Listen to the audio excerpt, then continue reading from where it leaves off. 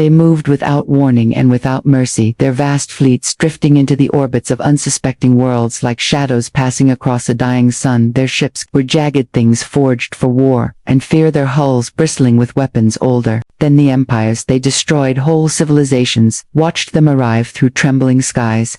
Not yet knowing that their final day had come, the predators descended with precision, tearing apart orbital defenses in minutes, crushing fleets in the space between heartbeats and raining destruction upon the lands below. They had no name that the galaxy dared to speak for. To speak their true name was to invite their gaze, and no one who had drawn that gaze had lived to tell the tale. Some claimed they were as old as the stars themselves, others whispered that they had come from a place beyond the edge of the known universe, where light itself was afraid to go. Whatever the truth, no one could deny the trail of ruin they left behind. The predators had no need for diplomacy or conquest in the way other powers understood it. They did not demand surrender. They did not take prisoners to negotiate. They simply came to feed upon the resources of a world, its minerals, its energy, its life itself, stripping it bare until nothing of value remained. They moved with the hunger of a predator that had learned there was no equal, no challenger, nothing in all the infinite dark that could stand against them. Their ships bore scars from 1,000 battles, but each scar was a trophy, never a weakness, for every foe they met had fallen, and every lesson learned only made them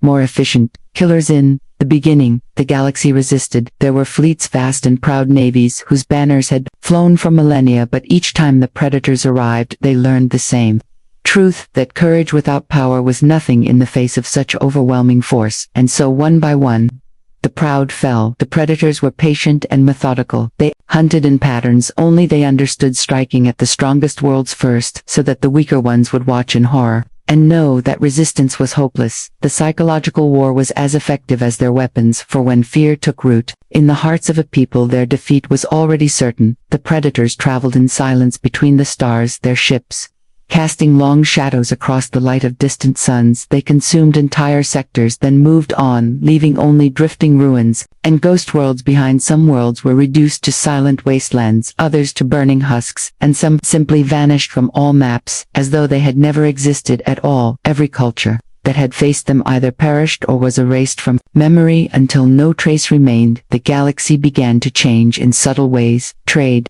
routes shifted away from the darkened sectors, whole regions were abandoned without a fight, and stories of the predators became warnings told to children, though even the bravest adults spoke of them only in whispers, and the predators themselves never spoke, for they had no need to speak. Their message was written in fire and blood, and it carried across the stars without a single word. The galaxy was vast beyond measure, a sea of endless light and shadow filled with countless civilizations, each with its own proud history, its own legends and its own warriors. Yet none of these stories, no matter how heroic, could stand against the reality of the predators, for they were not an enemy that could be reasoned with, or even truly understood. They were a force, a phenomenon, like the collapse of a star or the coming of a black hole, inevitable and absolute in its path. Worlds prepared for them in every way they knew how, fortifying cities, building massive orbital weapons fleets, drilling soldiers until they could march in their sleep. Yet, when the predators came, it was never enough, for their ships slid past defenses as though they were nothing. Their weapons tore through shields as though they were mist, and their armies descended like waves of fire that consumed all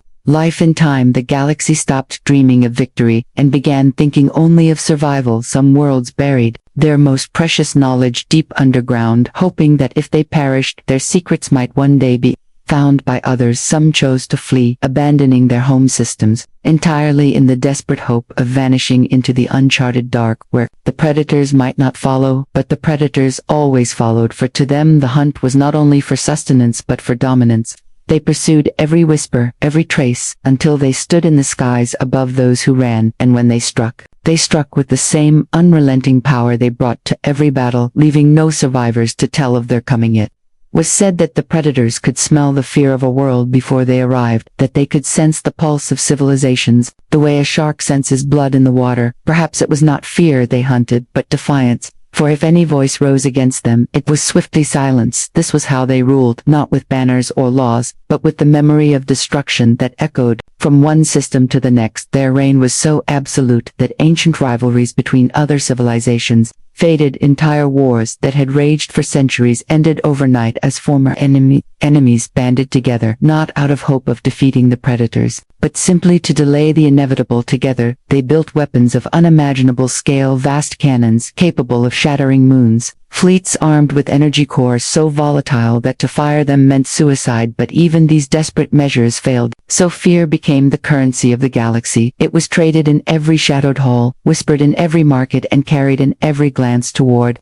the stars. People learned to read the skies for omens, and the sight of a dark shape blotting out a star was enough to send entire populations into panic. Migrations would begin overnight, great rivers of ships flowing through space as refugees abandoned their worlds in search of some corner the predators had not yet touched. But there were fewer and fewer such corners with each passing year. The predators did not move at random. They moved with purpose, charting a path of conquest that seemed to curve ever closer toward the uncharted regions, where a small blue world circled an unremarkable sun. In the beginning there were those who spoke of honor and glory, and the duty to stand against the predators no matter the cost. They marched into battle with banners high, and their fleets gleamed like silver in the void. But each encounter ended the same way: shattered hulls drifting lifeless in the cold darkness, cities collapsing into fire and silence. The stories of heroism grew fewer and fewer, until they became nothing more than myths told in quiet rooms to children who no longer believed in heroes, for they had never seen one live long enough to win a battle. The predators did not simply defeat their enemies, they erased them, leaving no trace that a battle had even taken place, only wreckage and the lingering echo of death. Time the bravest warriors became the most cautious, their courage tempered by the knowledge that to fight the predators was to walk into certain death. Commanders, who once led charges with fire in their eyes, now spoke only of delaying actions and evacuations, and the word victory became something whispered with bitterness or disbelief. There were still pockets of resistance, but they burned out quickly like candles in a storm, their leaders killed or captured, their worlds stripped and forgotten. And with each loss the galaxy seemed smaller, more fragile, and more certain of its fate. For the predators, there was no urgency in their campaign. They moved with the patience of creatures who knew nothing could stand against them, striking when it suited them, retreating only to gather strength and return. Their approach was systematic, cold, and without emotion. Every planet they consumed became a silent monument to their dominion. Entire sectors of space were reduced to graveyards where the ruins of cities floated like frozen tears in the void. No one dared to settle in those places. No one dared to even pass through them for fear that the predators might return. And yet in the quiet corners of the galaxy, far from the great trade routes and the centers of power, there were whispers of a world untouched, a world small and insignificant by the standards of the great empires, a world whose people had never faced the predators and had never learned the fear that ruled the stars. This world was a place of oceans and forests and storms, a place where the night sky still held wonder and not dread. It lay in an uncharted, spiral arm of the galaxy, too distant to have drawn the attention of the predators until now. But the predators had a way of finding everything in time, and their path was curving toward that region with the inevitability of a tide. The people of that world had no idea of the danger that drifted closer with every passing year. They built ships that could just reach their own moon. They sent probes to the nearest planets, and they dreamed of the stars as a place of adventure and discovery, not of terror. Their curiosity shone like a beacon in the dark, and though they did not know it, that light had been seen and marked by the hunters who ruled the galaxy. It began as nothing more than a ripple in the endless sea of darkness, a faint signal drifting through the void, so weak and unassuming that most would have dismissed it as the background noise of the cosmos. Yet to the predators it was something different. It carried patterns, it carried structure, and above all it carried intent. It was not the cry of a dying world, or the chaotic chatter of a primitive species hiding from the dark. It was a deliberate transmission, one that spoke not of fear, but of curiosity. The predators turned their attention toward its origin, their vast networks of sensors and listening posts triangulating the source until it pointed to a small system at the edge of an uncharted arm of the galaxy. For the predators, this was not the first time they had heard the voice of a new species, but there was something in the signal that was unlike the others. It carried music and voices, and the strange pulse of a species that dreamed without knowing the dangers beyond their sky. It was not a challenge, not yet, but to the predators it was an announcement, a declaration that something alive and thinking had risen from the dirt and was now reaching toward the stars, and such a thing could not be ignored for the predators. Ruled by ensuring that no spark grew into a flame strong enough to resist them, they gathered their fleets without haste, for haste was beneath them, their ships drifting from the shadows of conquered worlds like hunters returning from a long feast. Each vessel was a fortress, each crew seasoned by centuries of war there. Holes marked with the scars of 1,000 victories, they plotted a course through the black, charting jumps that would carry them across sectors and toward the blue world, whose signal had reached them. The decision was not whether to destroy it, but how, for the predators understood that fear was as valuable a weapon as any blade, and the manner in which they ended a civilization mattered as much as the act itself. Earth, the people continued their lives without knowing that they had been seen. Scientists listened to the echo of their own broadcasts as they bounced off the planets and moons of their system, dreaming of one day hearing an answer from the stars. Children lay in fields, staring up at the night sky, believing it to be a place of wonder and infinite possibility. Explorers spoke of building ships to carry them beyond their own sun, and nowhere in all those dreams was there space for the shadow. Now moving toward them, the signal traveled far beyond its original intent. It was a spark of innocence cast into an ocean filled with predators, and though it did not yet know it, Earth had been marked. The hunters were coming, and they would arrive, not as strangers bearing gifts, but as rulers claiming what they believed was theirs by right. They arrived in the coal black at the edge of the solar system, their ships emerging from the folds of space, like vast shadows spilling from a deeper darkness.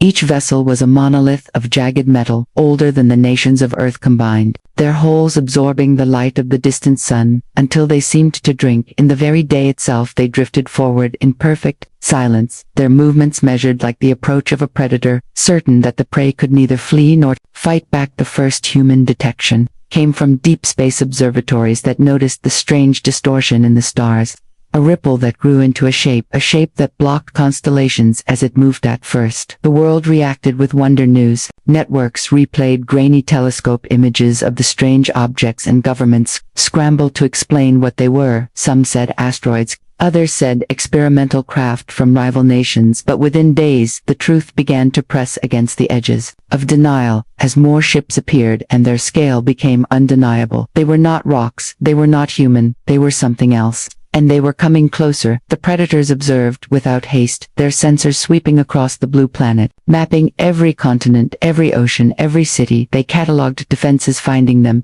laughably primitive compared to the weapons they carried, and yet there was something in the way the humans looked back that caught their attention. They saw no panic in the first days, no surrender, no desperate broadcast begging for mercy. Instead, they saw mobilization. They saw factories roaring to life. They saw ships and aircraft shifting into wartime patterns, and they saw a species that did not scatter in fear but drew together as if preparing to strike. It was not what the predators expected. They had conquered species far older and more advanced, yet those had bent the knee within hours of first contact. Earth was different. Its people were divided in language and culture, yet united in defiance, as if some primal instinct told them that no matter their differences, the arrival of these ships was a threat to all life, and that unity was the only chance of survival. The predators found this curious, for they had come expecting a swift and almost effortless kill. They moved deeper into the system, passing the gas giants and the rings of Saturn, their massive shadows gliding silently toward the inner planets. Probes and drones streamed ahead, gathering data and feeding it back to the command vessels. The predators noted the primitive weapons in orbit, the thin scattering of satellites,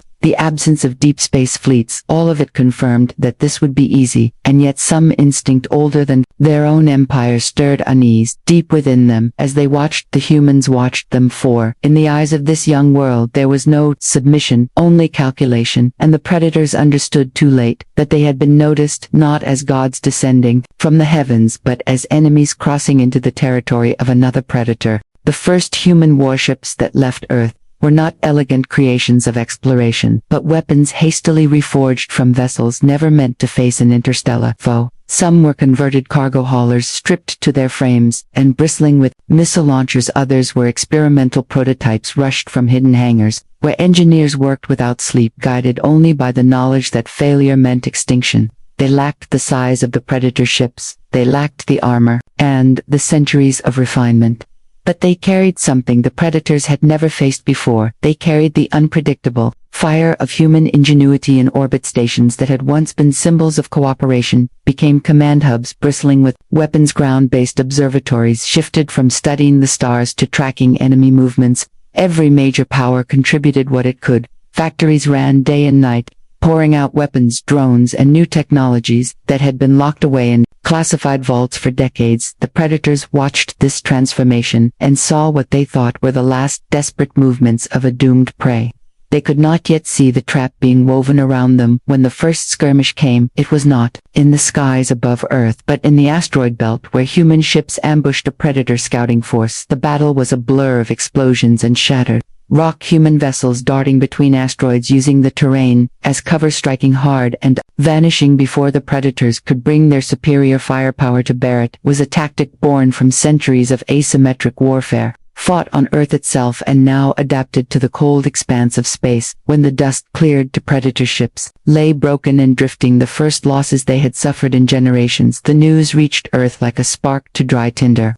It was not a grand victory, but it was proof that the predators could be hurt, proof that humanity was not helpless. The predators, for their part, took notice not with fear but with a new kind of respect. They began to study human tactics in greater detail, sending larger forces to crush this resistance quickly before it could grow. But every engagement seemed to teach the humans faster than it taught the predators, and what should have been a short campaign began to stretching secret labs. Scientists raced to turn captured predator technology against its creators, salvaging weapons and systems from wrecked ships, adapting them in ways that bent the limits of their own physics. The predators began to realize that the humans were not merely reacting, they were evolving within the span of days. Each battle forced them to adapt, to change their tactics, to rethink their strategies, and the old certainty of victory began to erode in the councils of the predator fleets.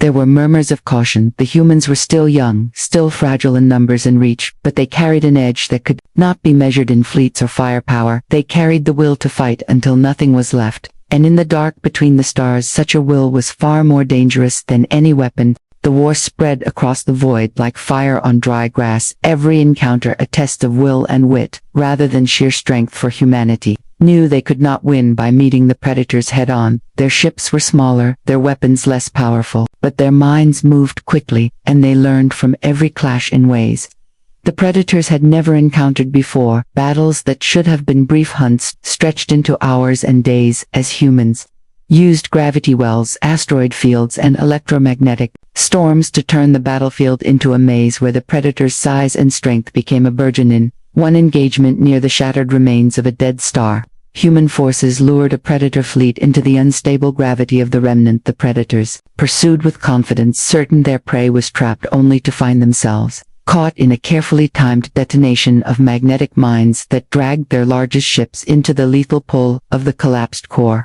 Entire predator vessels broke apart under forces they could not escape, while the smaller human craft slipped free with precision escapes. Like these became the hallmark of the human defense, not grand sweeping victories, but death by 1,000 cuts. Each loss for the predators, small yet wounding their pride and slowing their advance. The predators began to commit more resources to the fight. Fleets that had once been enough to erase entire civilizations now focused solely on containing the humans. Yet every time they thought they had cornered them, the humans slipped away, leaving behind ruined ships and shattered morale. For the predators, it was an unfamiliar feeling to be forced into reaction rather than control, and this subtle shift rippled through their command structure like a crack spreading through metal. Earth itself became a fortress orbiting the planet where rings of defense platforms, missile arrays, and experimental energy weapons that had been only theory months before, now made real by desperation. The predators, who had expected to crush the homeworld swiftly, found themselves in a grinding war of attrition that they had never intended to fight. The humans struck supply lines, raided fuel depots, and attacked isolated ships, then vanished into the black before retaliation could arrive. Among the predator captains,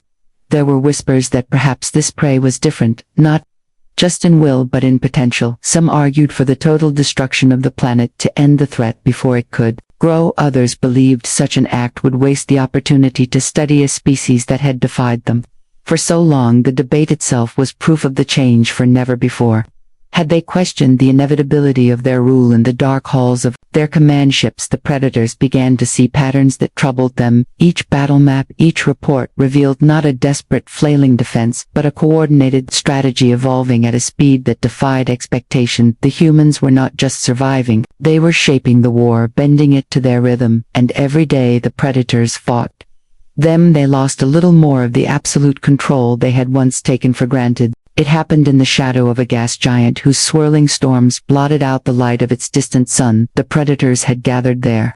In force, a fleet large enough to end the war. In a single crushing blow they came with confidence, certain that the humans could not resist such overwhelming power, and they deployed their ships in a formation perfected over centuries. A wall of metal and fire that no foe had ever broken. The humans knew they could not meet that wall head-on, so they chose instead to break it from within. The battle began with feints, small human strike groups darting in and out of the Predator formation, drawing their attention and pulling ships away from the center. It was a tactic the Predators recognized and dismissed as desperation, but hidden behind the gas giant's storms was the true force, waiting in silence.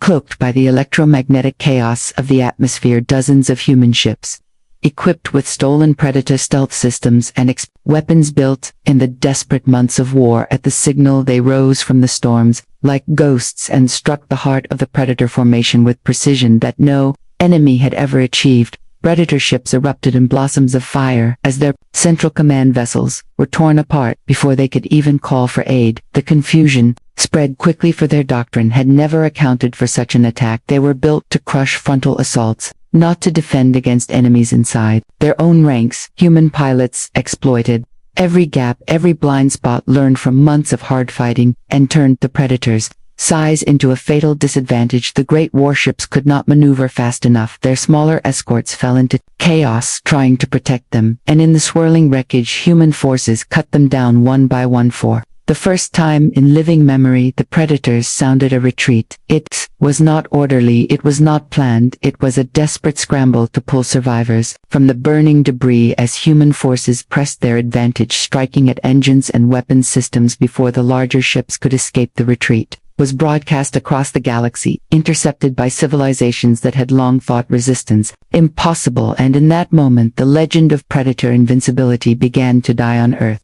The news ignited a fire unlike anything before. The victory was not total, but it was undeniable.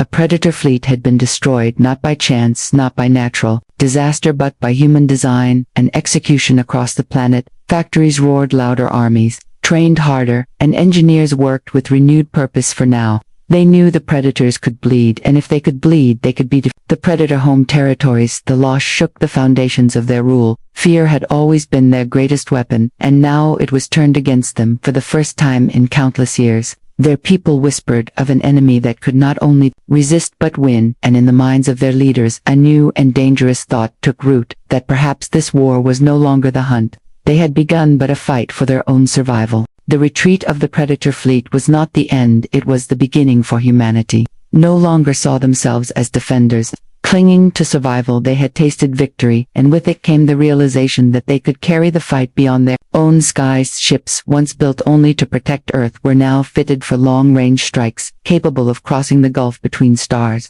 Human fleets began to move into territory the Predators had considered their own, striking supply depots, communication relays, and outposts deep within the enemy's domain. Every victory brought more allies, for across the galaxy worlds that had long hidden in fear now began to rise. Civilizations thought extinct revealed their survivors and sent what ships they had to join the human cause. Some brought only information, others brought weapons or technology older than the Predator Empire itself. Together they formed a coalition, unlike anything the galaxy had seen, a force united not by culture or blood but by the shared will to end the reign of those who had ruled in terror for so long. The Predators fought back with the fury of cornered beasts, but the tide had shifted, and they could not unmake it. Their fleets were forced to spread thin, to defend 1,000 worlds at once, and the humans exploited every weakness, turning their enemies' once sprawling territory into a cage. Each battle was another link in the chain, tightening around the Predator home systems. The psychological blow was greater than the physical losses, for the Predators had built their identity on dominance, and now they were forced into defense. In the halls of Predator Command, there were voices that urged negotiation, but pride would not allow. surrender they launched, desperate counterattacks hurling their most advanced warships into human lines, but these too fell to the relentless adaptability of the coalition. It was no longer just human ingenuity shaping the war, but the combined strategies of dozens of species, working together, each contributing strengths that the predators had never faced in unison. The final turning point came when human scouts found the location of the Predator Central Command, a star system buried in a dense cluster of nebulae shielded by fleets and defense grids that had stood for millennia. The coalition gathered every ship, every weapon, and every soldier, willing to fight for freedom. The battle that followed burned for days, the skies lit by the fire of dying ships, until the Predator defenses finally collapsed and their seat of power fell. When the smoke cleared, the Predators were no longer the rulers of the galaxy. Their empires shattered, their fleets scattered, the galaxy stood in a silence it had not known in centuries. And in that silence, a single truth took root: the age of fear was over. Humanity had risen from a single small world to stand against the greatest hunters the stars had ever known, and they had won. From that day forward, the Predators were remembered, not as unstoppable conquerors but as the first to fall before a united galaxy, led by a species that had once gazed at the stars with only curiosity and now claimed them with unshakable resolve.